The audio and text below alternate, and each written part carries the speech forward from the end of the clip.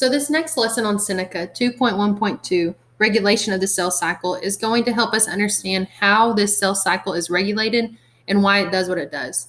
So each step of the cell cycle is closely monitored by external signals and internal controls called checkpoints. So in these internal checkpoints, they're very important in the regulation of the cell cycle. So as disruptions can lead to a tumor development or apoptosis or programmed cell death, these checkpoints are very important to prevent that from happening. There are three major checkpoints in the cell cycle, one near the end of a G1 phase, a second at the G2M transition, and the third during the metaphase.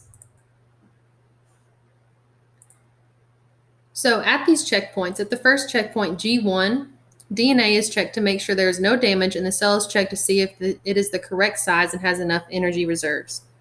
So making sure that there's no damage to the DNA is very important, because if the DNA isn't exactly replicated, then it's a completely different cell.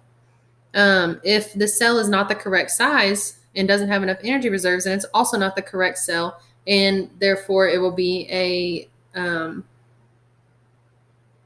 waste of replication. So at the second checkpoint of G2, chromosomes are checked to make sure that they have all been replicated and none of the duplicated DNA is faulty. Same thing, if it's the wrong DNA, it'll make the wrong cell, and there's no point in wasting that replication. And then at the third checkpoint, the M, sister chromatids are checked to confirm that their attachments to the spindle are suitable. So making sure that these sister chromatids are attached to the right spindle and will pull apart to the correct sides, that kind of just triple checks